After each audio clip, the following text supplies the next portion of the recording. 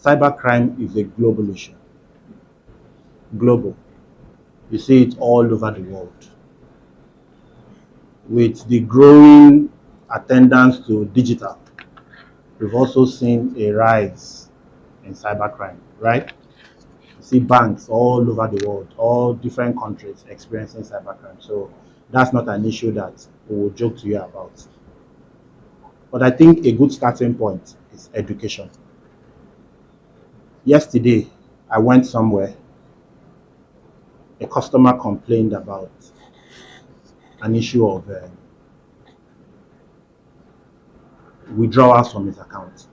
You know, we hear that a lot. Somebody will say, my card was in my pocket, yet money was debited from my account. How did they do it? And then they come to the bank. I'm sure maybe you've seen in certain times on social media, people will even go as far as taking off their clothes and screaming. Then you ask yourself, but the card was in his pocket. How did bank need to answer a question, right? Yeah. Yes. You know, I told you there's the part you see. Yeah. There's the part you don't see. That part you saw is that one on social media. You don't see the other part. Oftentimes, when we investigate, we start saying things like the customer goes to ATM to go and withdraw money. As he's withdrawing money, in a split second, they swap the card. Card swapping. Yeah. He leaves that place with a card, but he doesn't know it's not his card. It looks exactly like his card. He goes tomorrow to go and withdraw from an ATM machine, puts in the card he has, thinking it is on, imputes his code. What will happen to the card? What will happen? What would the ATM do? He retrieve the card immediately. He's now angry at the banker. I came here to withdraw money, you swallowed my card. Give me my card. And you know, policy does not allow banks to release card back to you once the machine takes it. The policy is you perforate the card and you destroy the card. Now, while the card is inside the machine, what now happens next? He goes home. He starts to receive debit alerts.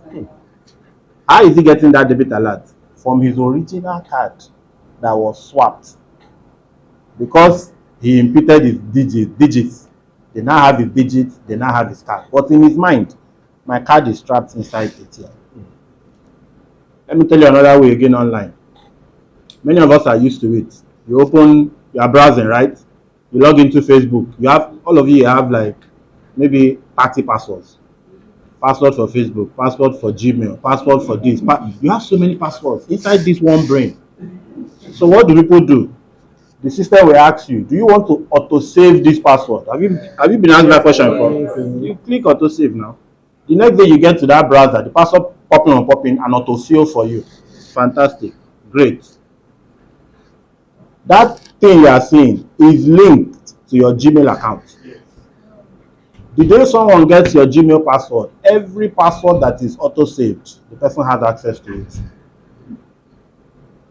So one day you're in your house, you're seeing alerts from your bank. Bow. What did they do? They got access to your Gmail, logged into your Chrome. Go to your Chrome account password protection. It will list all the passwords that are auto-saved. Click on your bank, request for security code change, secret question change. The bank will trigger a question to your email, and they already have that email. They will change it and they start withdrawing money. And then you're in the bank the next day.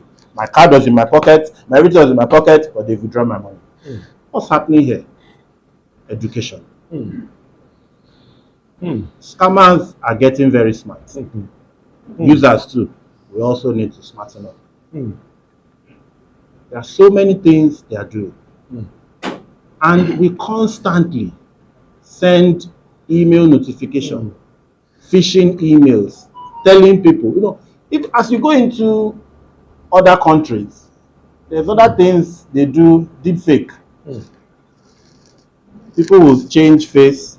For those that use Auto ID, there are apps today that can change your face, do all that. People will change voice for you that do voice banking, so scammers are always trying to, but ultimately, guess where it boils down to? And if you take anything away from this roundtable, take this away. Protect your PIN. Protect your email password. Protect your telephone number. Wow. because these are where authentications occur. Wow. You will either get an authentication request in your phone, you get authentication request in your email. As long as you ensure these are not compromised, you stand a very good chance to beat scammers. Everything scammers try to do, email, phone, PIN. I don't even need to mention, don't use pins like some people looking at, if I look at you now and I know your date of birth, chances you'll be amazed. People use their date of birth. Is the especially for ATM, go and check. And then you come to bank and say, my card was inside my pocket, but the money was going out. This is how it's going out. I'm happy that these are media people here. Please help us educate people.